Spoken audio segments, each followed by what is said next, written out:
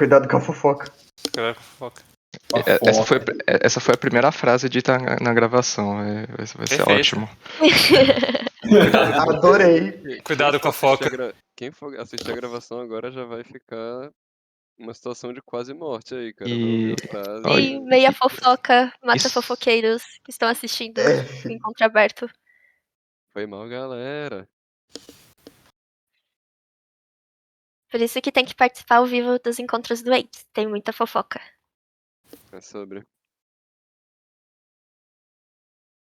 Ok. Se você quiser já ir compartilhando tela, Cairoli, tipo, pra testar se tá tudo certinho. Beleza, peraí. Vou fazer isso agora.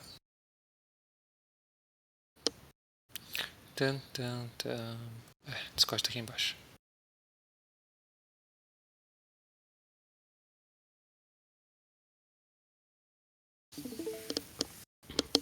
E aí, avisem se tá tudo, dá pra ver, se tá travado, como é que tá?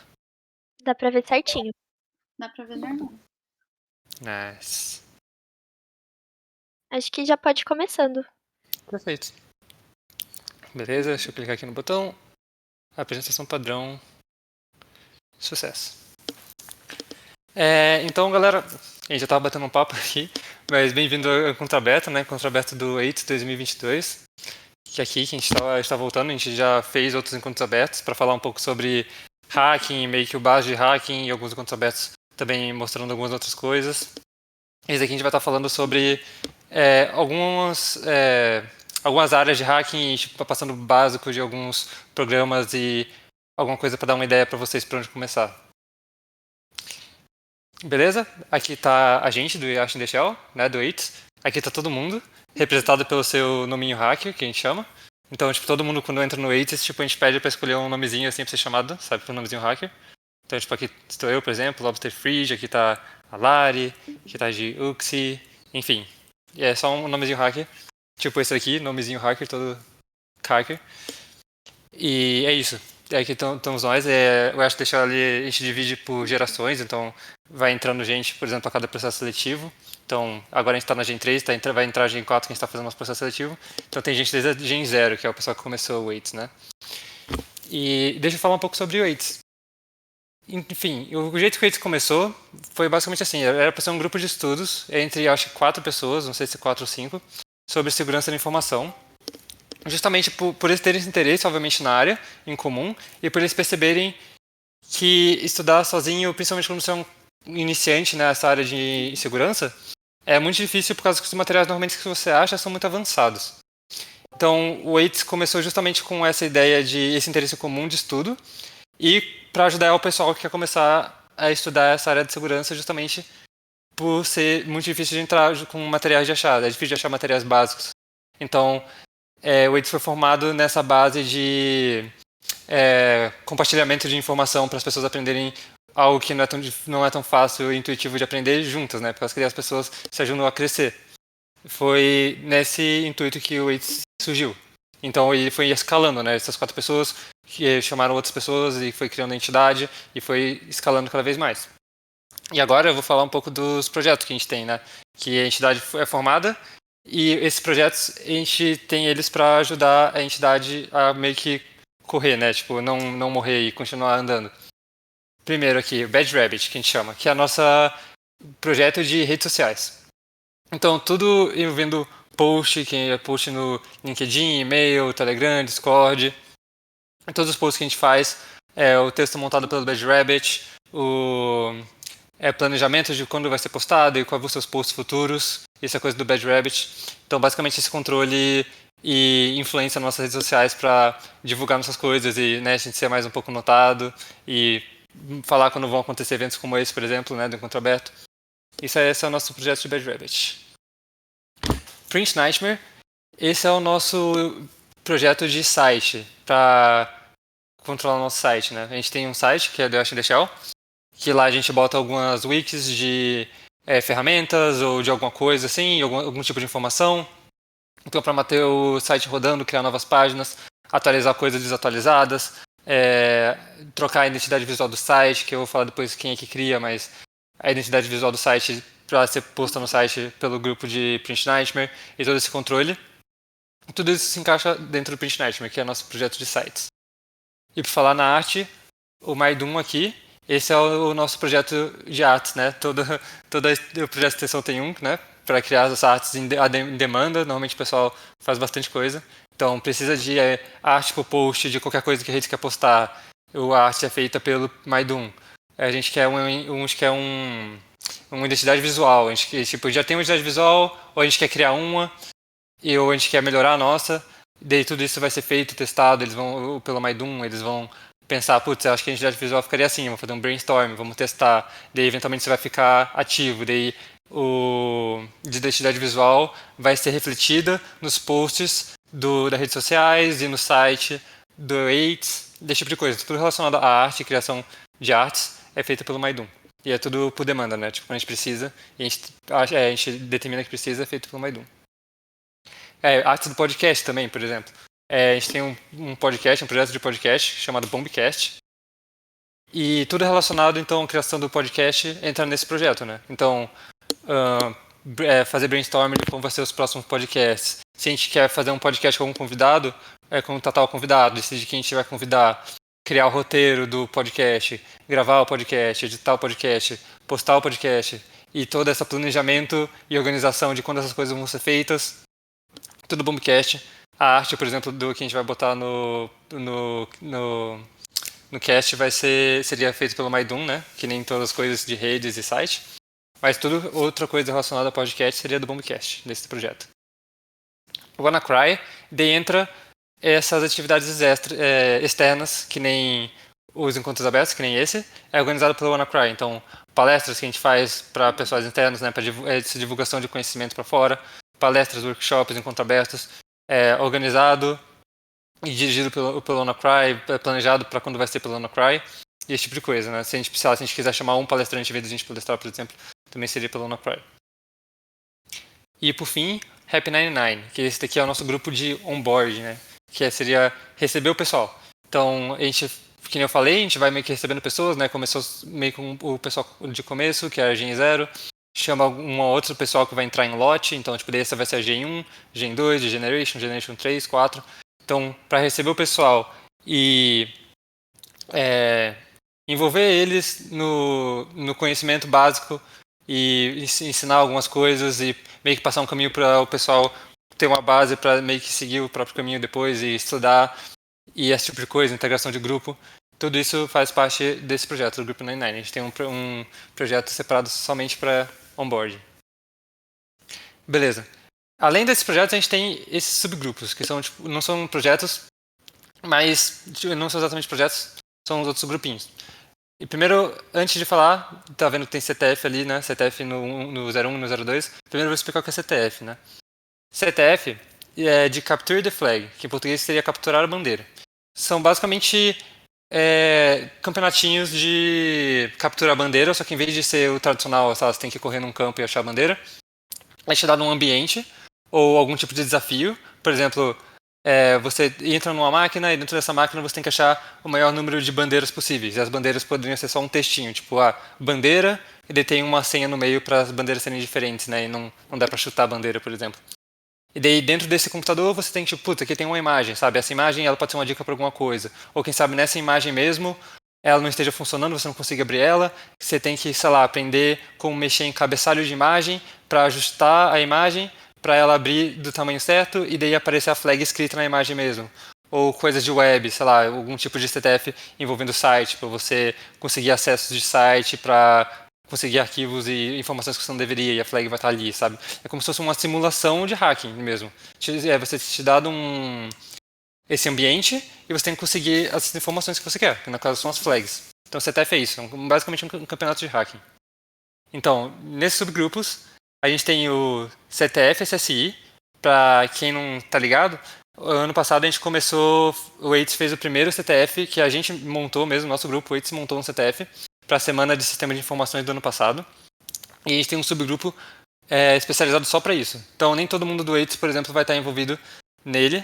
Por exemplo, eu vou querer participar como jogador, né? Vou querer ter o meu time e participar como jogador. Então, eu não vou saber nada do CTF da CSI, vai ter o subgrupo, eles vão ter o grupo de Telegram dele, tudo que eles vão montar, tudo separado, e ter essa divisão, né? Pra quem quiser participar do CTF não ficar envolvido, e quem quiser participar para montar ele, vai estar lá e não vai poder participar, entende? Vai ter essa separação.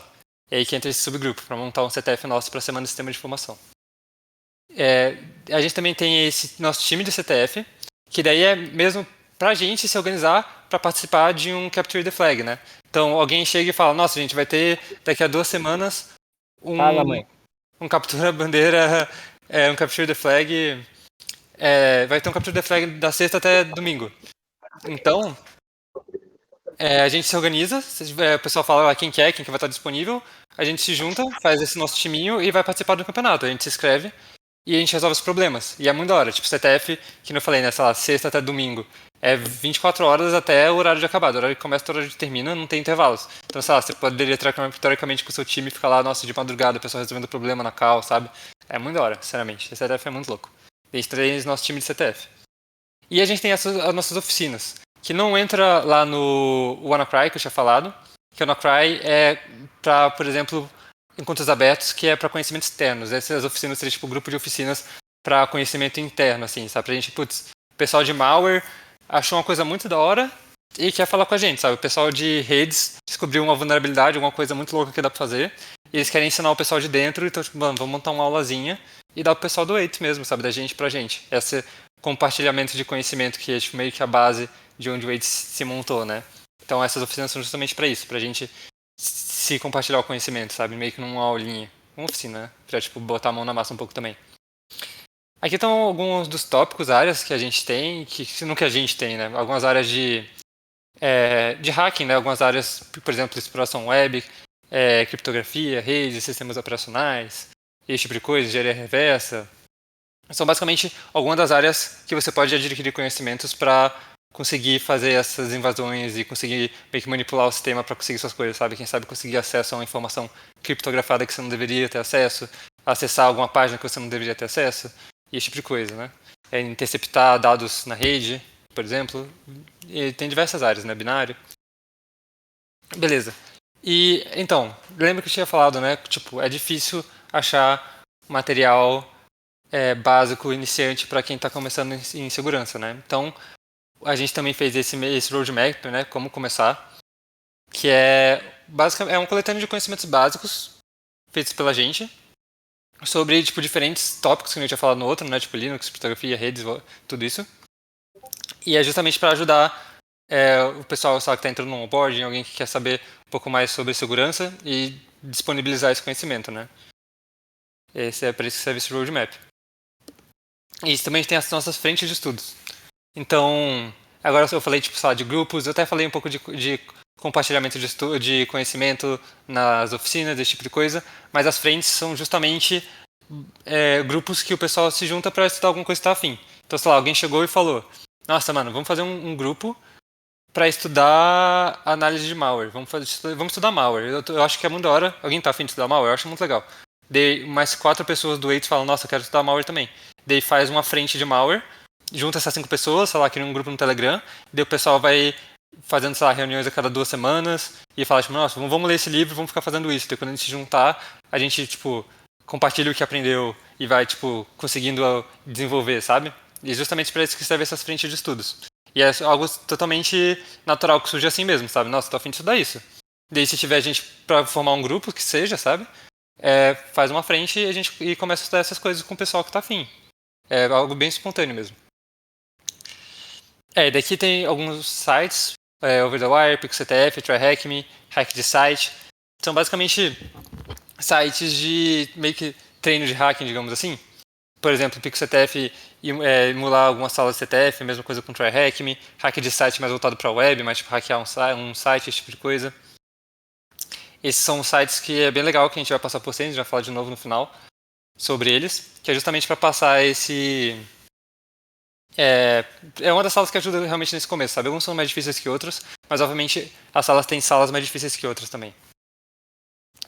E é isso para essa apresentação de comecinho. Agora eu vou passar para falar um pouco do que realmente é um um tópico tipo diferente da apresentação, né? Essa aqui foi a apresentação do grupo. Agora eu vou passar para essa outra apresentação aqui. Vou falar um pouco de Linux primeiro. Eu vou botar aqui um outro modo de apresentação. Vista de apresentador. Pronto. Vou deixar em tela cheia, mas depois eu diminuo. Então, agora eu vou começar a falar de Linux para vocês um pouco. Então, basicamente passar tipo, o que é o Linux em si, passar algumas bases de Linux para o pessoal não ficar meio que tão perdido nesse sistema operacional, né? Acho que muita gente já ouviu falar de Linux, só que todo mundo que usa Windows e ainda não usou Linux fica tipo, nossa, sabe, vai ser uma dor de cabeça, não tô tão confortável no Windows, todo mundo usa sei lá, Windows a vida inteira, sabe? Mas mostrar que realmente não é nada tipo bicho de três cabeças, principalmente se você criar o costume, sei lá, que, tipo, bater um ponto e falar, vou instalar Linux e sei lá, vou usar por uma semana. E, sei lá, vou me forçar a usar o terminal, esse tipo de coisa. E sem falar que existem várias distros de Linux para diferentes coisas, né? Então você pode meio que escolher a sua. Mas, enfim, o que é o Linux? Então, o Linux em si, o Linux, ele é um kernel. E kernel seria mais ou menos o coração do sistema operacional, seria o que conecta o hardware com o software com o hardware. Então, por exemplo, eu preciso separar recursos para rodar de determinado programa. Eu preciso fazer um processador processar diferentes coisas. Eu preciso alocar memória para fazer diferentes coisas. Isso é tudo meio que papel do kernel. E ele faz essa conexão. Então, sei lá, se você precisa falar alguma coisa através de software para ser alocado recursos no hardware, esse é o papel do kernel em si. E é isso que é o Linux, ele é só esse kernel. Mas quando a gente fala de Linux como SO, sistema operacional no caso, ele é a junção de Linux com algumas ferramentas que fazem o kernel funcionar em si, né? Ele precisa de algumas ferramentas para funcionar. E aí que entra o projeto GNU, né? Que eu não sei se já ouviram falar de GNU Linux e não só Linux, mas na verdade o SO do Linux é o kernel juntamente com alguns programas para fazer com que o SO consiga funcionar. E daí que entra o projeto GNU. O projeto GNU criou várias dessas ferramentas para fazer com que o sistema operacional funcione. Então, muita gente é referido como GNU Linux, né, que seria esse bicho e o pinguim. E outra coisa importante do Linux, que também diferencia ele, por exemplo, de outros SOs, alguns outros, é que ele é open source, então ele é código aberto. O que isso quer dizer? Que ele não tem licença fechada para você mexer no código dele. Então, basicamente, ele foi desenvolvido por diferentes programadores em diferentes partes do mundo, que cada um tipo, foi contribuindo aos poucos para montar esse sistema operacional. E o que diferencia ele, por exemplo, do Linux é que você não precisa não é legal você ficar pegando um Linux, por exemplo, e ficar botando esse sistema operacional em diferentes computadores como você quiser sem a licença. Você não precisa de uma licença para fazer isso. Assim como você pode, por exemplo, montar o seu próprio Linux se você entender o suficiente. E daí que surgem, por exemplo, diferentes distros, né? Não existe só um Linux. Acho que o pessoal já ouviu falar, sabe, de Ubuntu, que é o mais clássico. Existe Mint, existe Arch Linux, existe Manjaro. Existem diferentes coisas. Existem diferentes sistemas operacionais Linux, GNU Linux, para diferentes coisas, né? Então, sei lá, um sistema operacional que roda num pendrive, né, que é bem leve. Um sistema operacional que vem com quase nada, tipo Arch, só vem o terminal, um sonho, você não tem nem a internet, você tem que botar o programa para fazer a internet funcionar no pendrive para instalar, senão você não vai ter internet. Tipo, literalmente vem nada. Ou Ubuntu, que é mais amigável. Ou até algum distro Linux que vem com interface gráfica bem parecida com a do Windows, para ficar bem familiarizado. Ou sem interface gráfica nenhuma, sabe? Dá para você montar um SO Linux com meio que qualquer coisa. Você tem essa base, você pode montar em cima. Então você pode meio que montar o sistema operacional. E daí que vem tantas distros. Rapidinho, eu já vou pular para a próxima coisa. Tá acabando a bateria ali, esqueci de botar para carregar. Ao vivo. Apresentação ao vivo. Senão ela vai parar no meio. Já volto.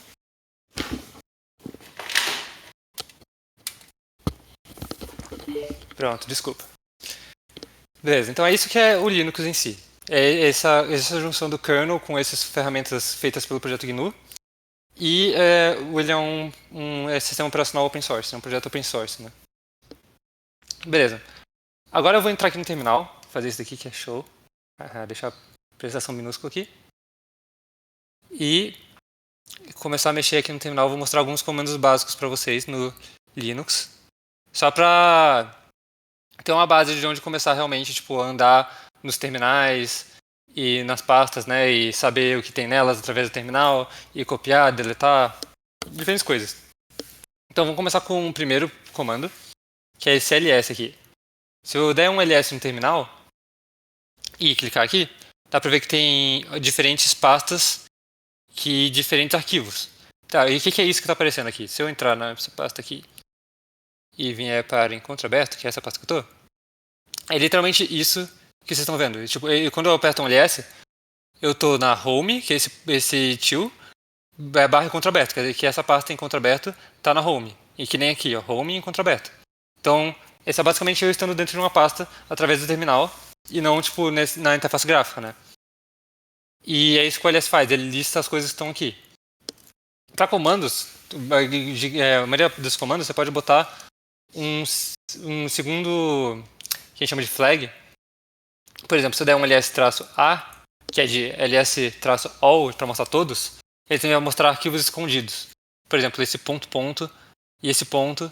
E, por exemplo, se eu fizer aqui um arquivo, sei lá, vou dar um vim e criar um ponto escondido. Deus, eu não precisa ter nada aqui, sei lá. E der um ls, ele não vai aparecer, por causa que ele está com um ponto no começo. Se eu der um ls-a, ele aparece. E é a mesma coisa aqui, isso é exatamente igual a você estar mexendo na pasta, só que através do terminal. Se eu vim aqui, opa, cliquei errado isso aqui para mostrar a listinha.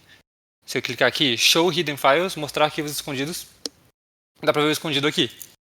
Ele não está mostrando o ponto e o ponto, por causa que esses arquivos, esses pastas são basicamente a pasta do arquivo atual, que representa o diretório atual, e esse que é para voltar. Então, por exemplo, se eu quiser ir do encontro aberto para o meu diretório anterior, que no caso seria home, eu dou um cd ponto, e agora dá para ver aqui que eu estou num diretório diferente, estou na home. Então, aí, se eu quiser entrar de volta, eu dou aqui no encontro aberto, que era a pasta que eu estava antes. Então, falando agora desse comando que eu meio que mostrei sem falar dele antes, também tem o cd, né? Então, cd, ele é o comando básico para você entrar em diretórios. Então, se eu der um ls aqui, tem uma pasta aqui chamada muita coisa. Então, se eu der aqui um cd, muita coisa, se eu escrever só, por exemplo, mui, e apertar tab, já que não tem nada que começa com mui tirando muita coisa, ele já completa para mim. Então, tranquilo. cd muita coisa, dá para ver que eu entrei num diretório dentro do encontro aberto, chamado muita coisa, e dá um ls aqui, tem diferentes arquivos aqui. Então, o cd é feito para isso. Se navegar entre diretórios, se eu der um cd ponto, eu voltei para o encontro aberto. É só para isso que ele serve. Você pode, por exemplo, fazer um ls e mandar o ls para dentro de um arquivo, de um diretório, por exemplo, muita coisa. E aqui ele printa tudo que está dentro desse diretório que está dentro do encontro aberto, no caso. E eu posso fazer tipo isso várias vezes. Então aqui dentro desse diretório tem um outro diretório, que no caso não tem nada. Então vamos se mover para lá. Muita coisa e nada aqui. Pronto, eu entrei dois diretórios de uma vez e aqui realmente não tem nada. Então se eu quiser voltar dois, por exemplo, barra, separar os diretórios por barra, eu voltei dois diretórios. É para isso que o cd serve. Você navegar pelos diretórios através do terminal. Beleza, vamos falar agora de rm, que rm é o remove. Então, ls, dá pra ver que eu tenho alguns arquivos aqui. Então, vamos deletar um deles. Vamos deletar esse ler aqui. Se eu der um rm não, se eu der um rm ler, que é esse arquivo, bum, removido. Agora vamos tentar fazer diferente. Vamos entrar nesse muita coisa e vamos tentar remover o nada aqui. E não funciona, por quê? Ele reclama que é um diretório. Então o que a gente tem que fazer, na verdade, se a gente der para ver aqui por que isso não está funcionando, um ótimo jeito de começar é usando o help que está aqui no final. Se você clicar com basicamente qualquer comando e dar um rm --help, ele vai mostrar um guiazinho aqui do que o comando faz. Então, ó, remove the file. Então, é por isso que ele não está removendo o diretório. Mas se eu quiser remover o diretório, ele tem essa -r aqui, essa flag. Ele fala, remove diretórios e todos as coisas que estiverem dentro deles recursivamente. Então, basicamente, o que ele vai fazer? Ele vai entrar dentro do diretório E é assim consecutivamente, né? Ele vai, sei lá, ativar um diretório nesse diretório, ele vai entrar em outro. Até ele chegar no final, vai deletar todos os arquivos, vai deletar o diretório, vai subir e vai deletar tudo pra cima. Então ele vai realmente deletar tudo que tem do diretório que eu mandar pra frente. Então, se eu fizer, por exemplo, vamos entrar no nada aqui, daí vai ter uma coisa lá. cd, nada, aqui. E eu criar um diretório, então mkdir, que eu botei aqui. mkdir make dir de diretório. mkdir algo. Daí a gente vê aqui um ls, tem o algo. Vamos entrar no algo e criar mais alguma coisa. Mkdir mais algo. ls e pronto. Agora já vamos parar aqui. Vou dar um cd ponto ponto. Voltar para muita coisa. E agora vamos deletar o nada aqui. O nada aqui e todos os diretórios que estiverem dentro e qualquer arquivo que estivessem dentro desses diretórios. Ô, caralho. Ah, Como você sabe o que é um arquivo aí e o que é uma pasta? o que é um arquivo e o que é uma pasta? Se eu passar aqui vamos dar um ls help.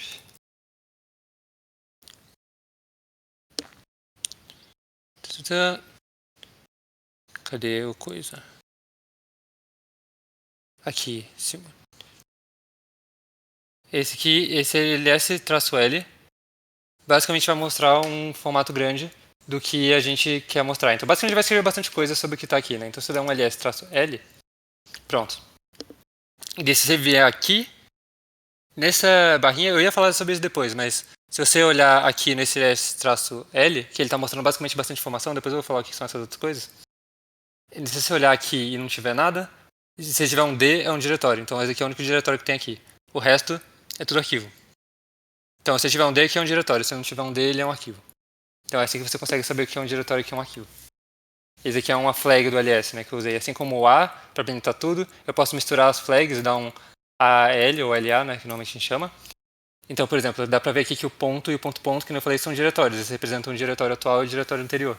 E o nada aqui é um diretório. Respondeu a pergunta? Opa, respondeu sim. Nice. Tá, então vamos voltar pro remove, né? rm-r de recursivo.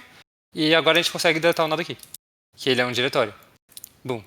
ls, nada que sumiu e tudo que estava dentro dele sumiu e a gente deletou recursivamente. Só falta duas coisas agora. Vamos dar um cat aqui.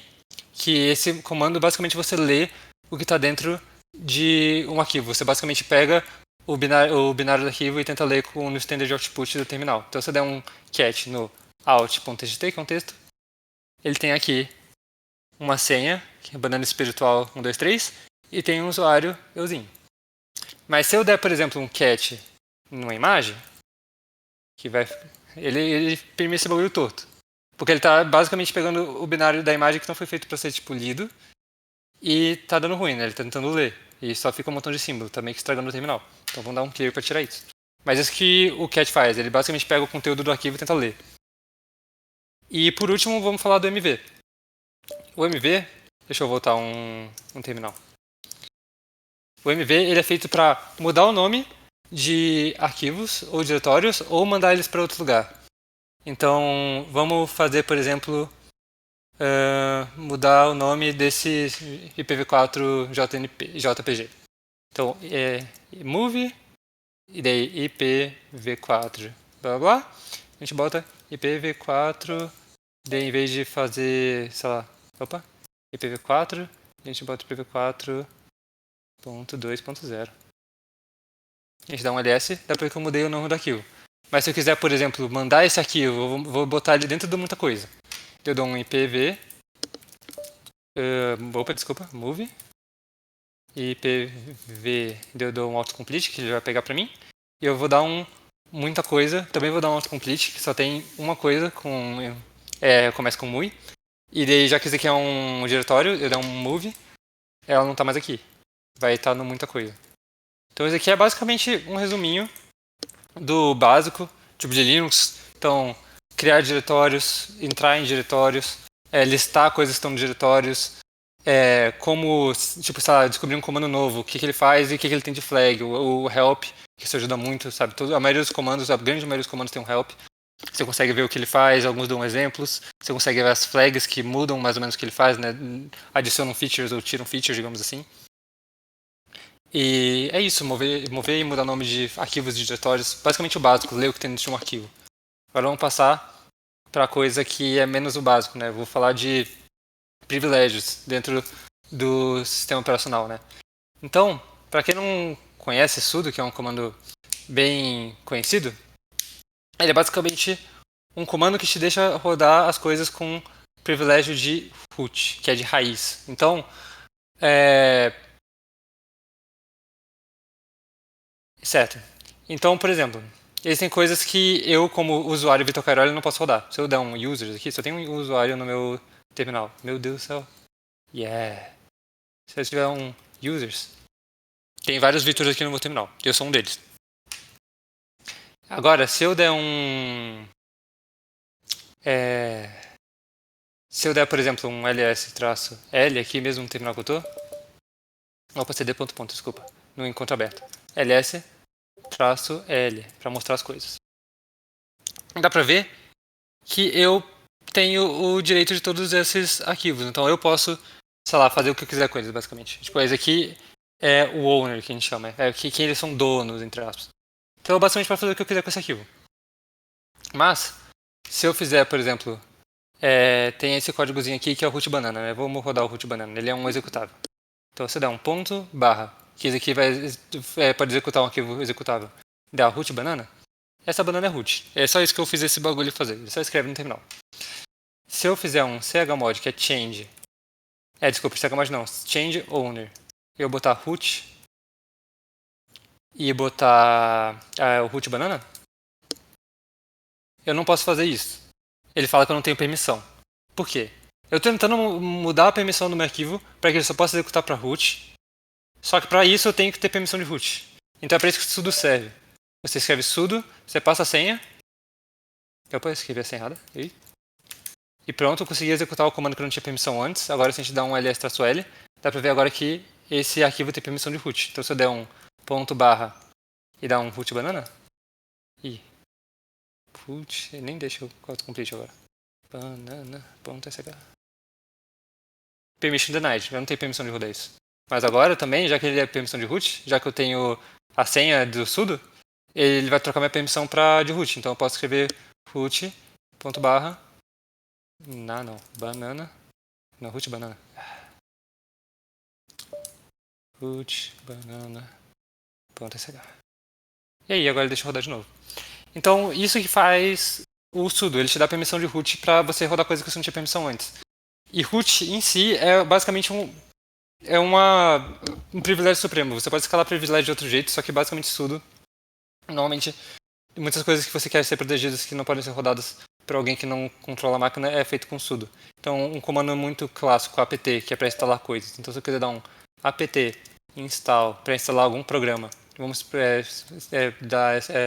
instalar GTI. Eu não posso. Opa, aqui tá na hora de escrever errado. Install. Aí ele fala, você é root? Você não tem permissão de fazer isso. Se eu der um sudo...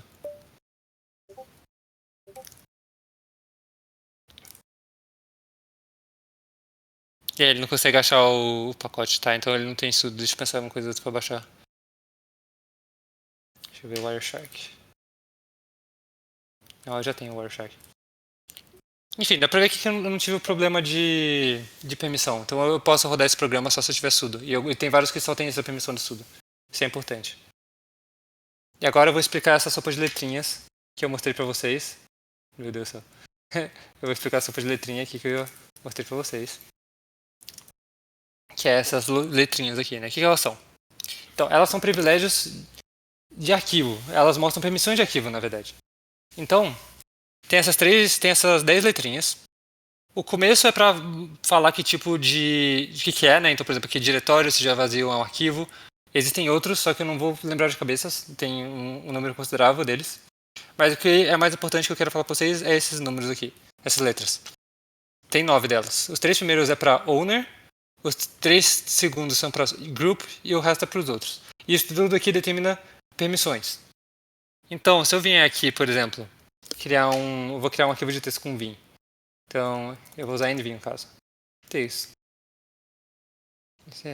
Aqui tem texto. Beleza, dá um ls, tá ali. E se eu der um cat nele pra mostrar o que tem dentro, tá ali, aqui tem texto. Dá pra ver que se eu der um ls-l, beleza, ele tem o owner Vitor, que sou eu mesmo. Opa, desculpa, tava falando errado, ele tem o owner Vitor. Ele tem, o owner, que sou eu, tem permissão de read e write, então de escrever e ler. Quem é do grupo desse arquivo também tem permissão de escrever e ler. E qualquer outra pessoa só pode ler, não pode escrever. O que isso quer dizer é que se eu fosse, por exemplo, mudar esse arquivo para... Por exemplo, eu estou no grupo, só que eu quero executar esse arquivo, então vamos fazer ele ser um executável. Então, aqui, vim, texto. E a gente daqui eu mudo as coisas, então vai ficar assim. Daqui a pouco eu vou mostrar o que eu estou fazendo, no próximo slide, inclusive. /bin, /bash. Eu só dou um, sei lá, echo. Aqui tem texto. E eu mudo o nome do arquivo, que eu tenho que fazer isso. Então, texto.sh. Daí eu dou um change mod para modificar ele. E eu quero que o user possa executar esse arquivo.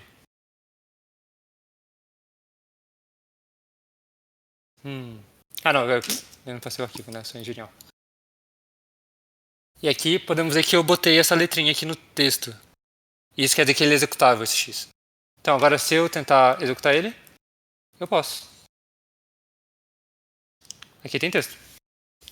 Mas se eu mudar, por exemplo, change owner para root, eu tenho que ter o sudo no começo.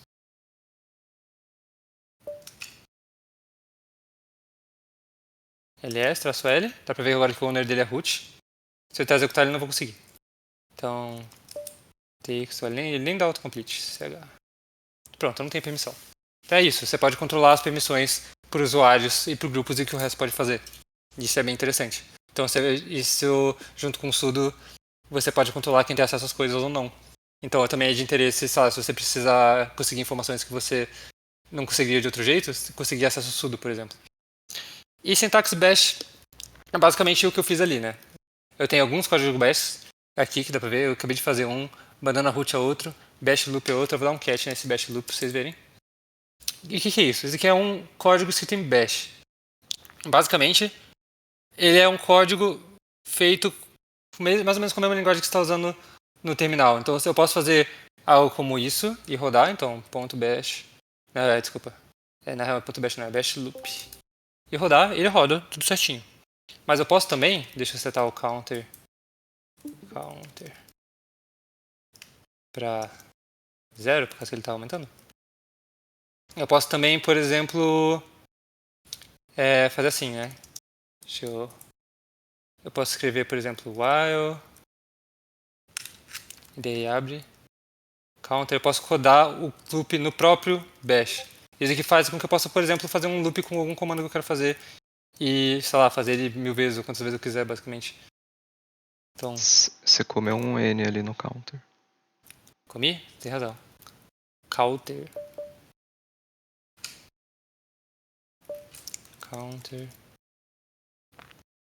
E daí eu dou um...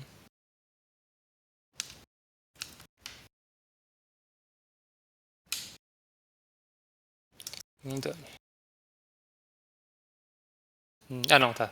É esse aqui, eu sempre esqueço disso. Que é estranho. Então pronto. Então, são meio que equivalentes. Eu posso escrever um texto, um código. E, by the way, o único jeito que ele sabe, eu estou mandando ele executar com ponto barra quando eu faço aqui. Ele basicamente só executa, ele fala, beleza, vou executar esse arquivo. Mas eu não estou falando com o que ele executar. Se você botar esse /bin /bash, ele fala, beleza, eu vou executar esse executável com esse programa, o bash que está dentro do arquivo bin, dentro do root. Então o bin está dentro do root e o bash é o programa que está dentro da /bin. Então, basicamente, eu posso fazer um script para, sei lá, fazer alguma coisa que eu quero fazer várias vezes, ou eu posso criar um código no on the fly, né?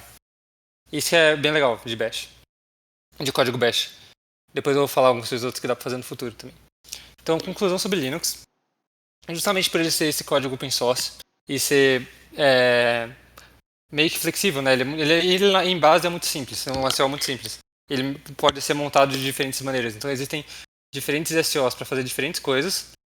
E existem muitos. Ele é atualizado muito rápido, justamente por ser open source e desenvolvido por muita gente. E ele também tem essa vantagem de ser, por exemplo, é muito mais fácil você fazer alguma coisa para Linux, justamente porque você tem acesso ao código-fonte. Então você pode saber como montar alguma coisa para SSO em específico. E pode ser mais complicado de fazer isso para outros sistemas operacionais que têm licença privada, né? Você não tem acesso ao código-fonte do Linux, sabe? Tipo assim de mão, de graça. Pelo menos não legalmente. Então, justamente é por isso que o Linux tem essa meio que essa flexibilidade. Por isso que muita gente usa Linux para diferentes coisas de programação. É muito fácil, flexível, é prático. E ele tem diferentes coisas para você, se você precisar. Beleza. Esse começo aqui, eu acabei de falar de Linux. Se alguém tiver alguma dúvida, pode falar. Mas eu vou partir para um próximo tema daqui a pouco. E eu gostaria de fazer uma pausa, né, de 10 minutos para o pessoal ir pro banheiro, beber água. Que tal? O que vocês acham? Se alguém tem uma dúvida? Senão a gente parte pro intervalo. Eu vou falar de redes. Tá tranquilo? Acho que tá tranquilo, amigo. Então é isso. Bora pro banheiro. Nice. Intervalo de 10 minutos, então a gente vai voltar aqui às 4. Beleza. Nice. Vocês querem que eu corte a gravação entre uma parte e outra? Ou... Ah, sim. Se quiser, Pode ser, eu acho que fica melhor, na verdade. Se você conseguir fazer isso